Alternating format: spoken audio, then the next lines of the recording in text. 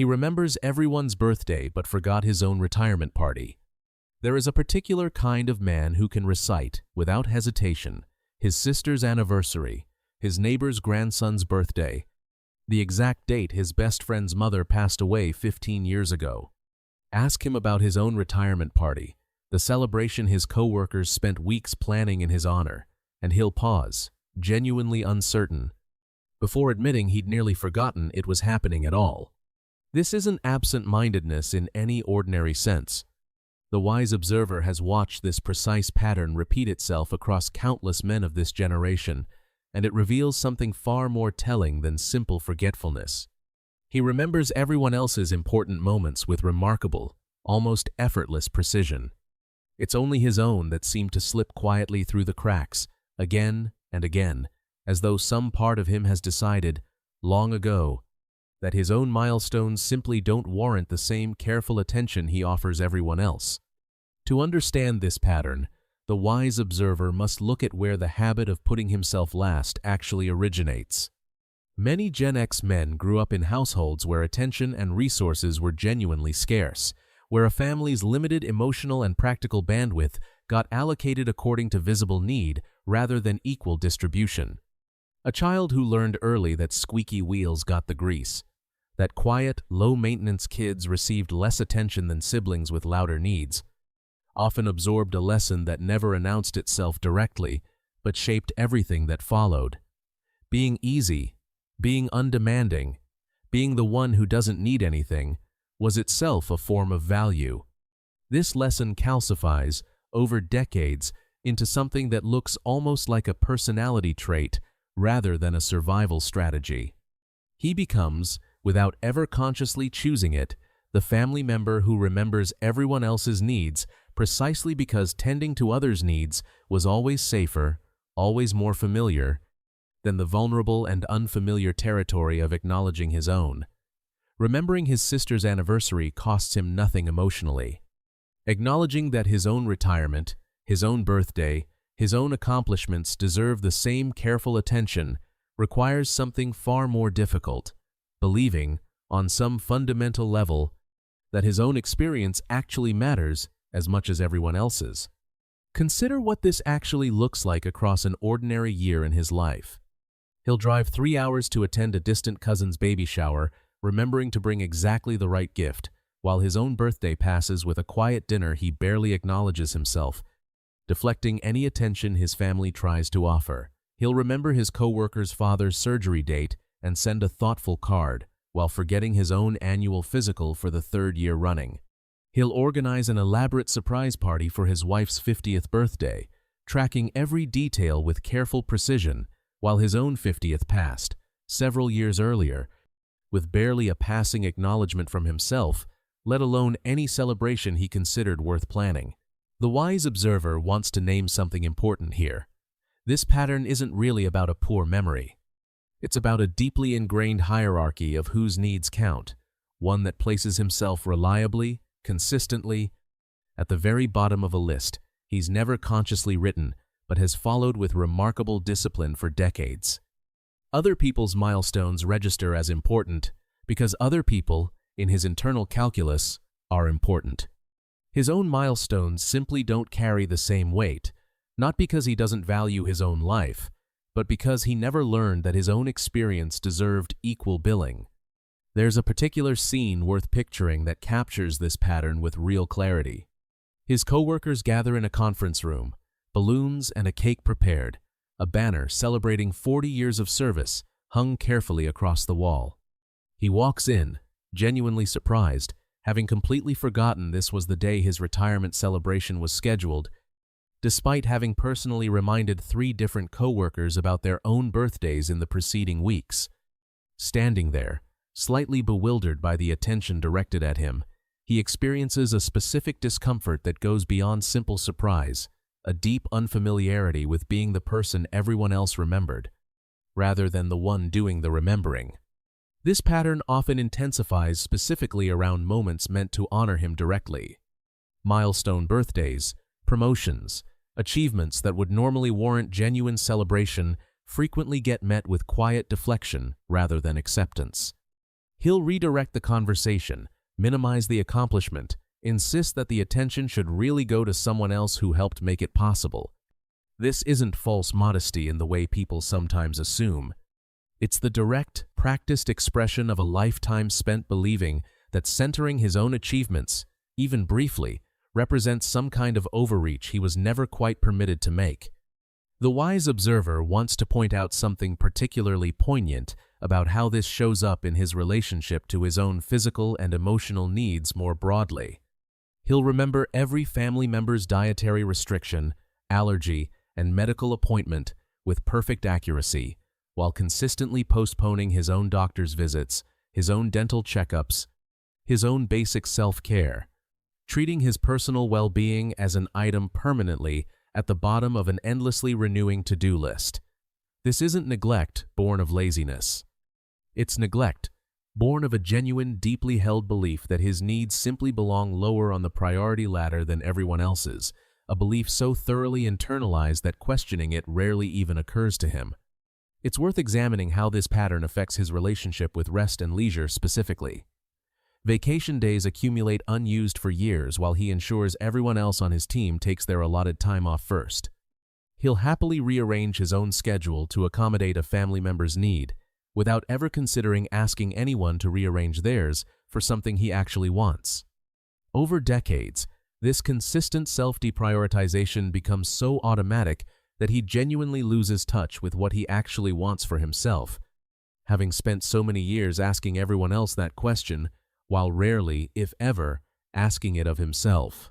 There's a specific tenderness worth naming in how his family often only discovers the depth of this pattern accidentally, usually much later than they'd like.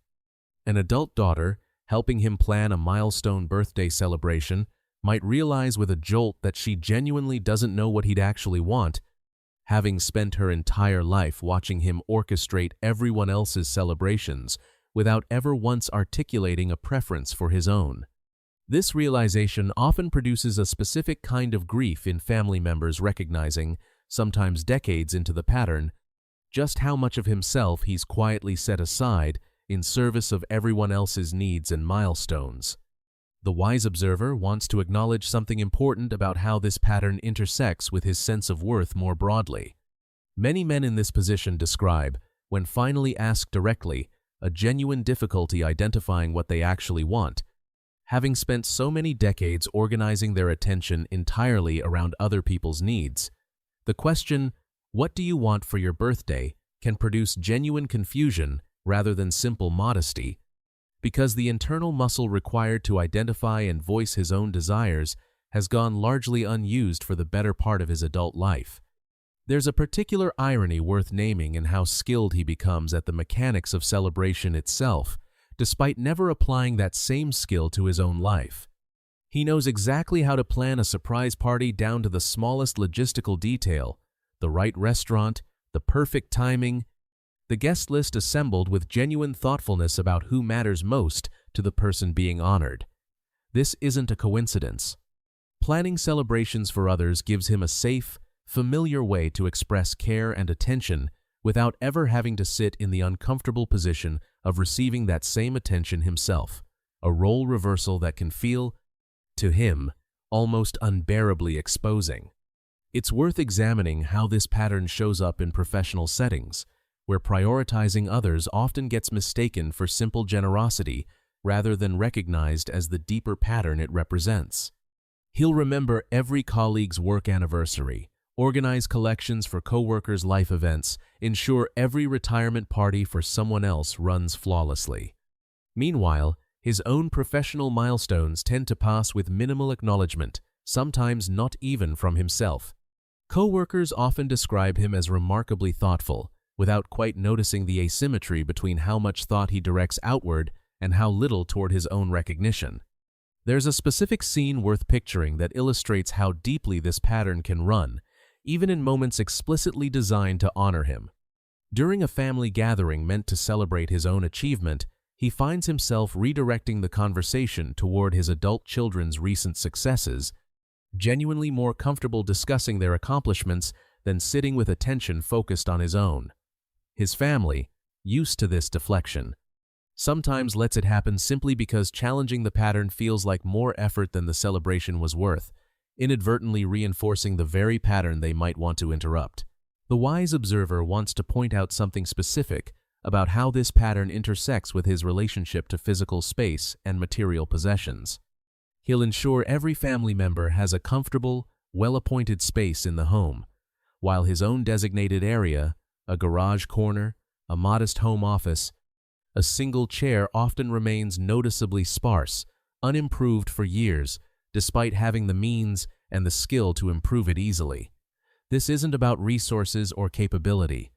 It's about an ingrained sense that investing time, money, or attention into his own comfort represents a kind of overreach he's rarely permitted himself to make, even in the privacy of his own home. It's worth naming, too, how this pattern often becomes visible for the first time to his own children once they reach adulthood. Watching their father orchestrate a nephew's graduation party with total attentiveness while barely acknowledging his own milestone birthday the following month can produce a specific, uncomfortable clarity, a recognition that the attentive father they've always known has been quietly absent from his own list of people worth celebrating, for reasons that go back far longer than anyone in the family fully understands. The wise observer also wants to acknowledge the particular difficulty many of these men experience when asked to identify their own preferences, even in low-stakes situations. Asked what restaurant he'd like for his own birthday dinner, he'll often deflect toward asking what everyone else wants instead, genuinely uncomfortable with his preference being the deciding factor. This discomfort rarely gets named directly. It simply manifests as reflexive deference, repeated so consistently that family members eventually stop expecting a direct answer at all. There's a tender complexity worth naming in how this pattern sometimes finally shifts, often prompted by a specific, concrete moment rather than a gradual realization. A serious health scare, a milestone birthday marking genuine mortality awareness, or simply an adult child's direct, persistent insistence. Dad, this year, we're actually doing something for you, and you don't get to deflect it. We can sometimes crack open, for the first time in decades, a small space where he begins to consider that his own milestones might genuinely deserve the same attention he's spent a lifetime offering everyone else. There's real hope embedded in this pattern, though accessing it requires deliberate, sustained practice rather than a single realization. Families who successfully help these men begin reclaiming their own significance often describe small, consistent efforts rather than dramatic gestures, insisting, gently but firmly, on celebrating his birthday even when he deflects, asking direct questions about his preferences and waiting patiently through his initial discomfort for a genuine answer, creating repeated opportunities for him to practice the unfamiliar experience of being the one who matters in a given moment, rather than the one doing the remembering for everyone else. There's one final observation worth naming, because it offers something practical rather than simply diagnostic. Families who successfully help these men begin reversing this pattern often describe the importance of specificity over generality. A vague offer like, "Let us celebrate you," tends to get deflected easily, precisely because it leaves room for him to redirect attention elsewhere. But a specific, concrete plan announced without room for negotiation, "We've already booked the restaurant for your birthday. You just need to show up," removes the decision-making burden that so often triggers his instinct to defer, allowing him to simply receive the celebration rather than having to actively claim it for himself. The wise observer's closing thought is this: if you love a man who remembers everyone's birthday but forgets his own milestones, understand that this isn't simple forgetfulness, and it certainly isn't a reflection of how little his own life actually matters. It's the visible evidence of a lifetime spent believing, quietly and consistently, that his needs belonged at the bottom of a list he never consciously chose to write.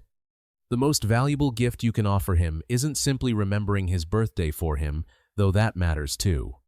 It's patiently, repeatedly inviting him to discover that his own milestones deserve exactly the same careful attention he's spent an entire lifetime offering everyone else.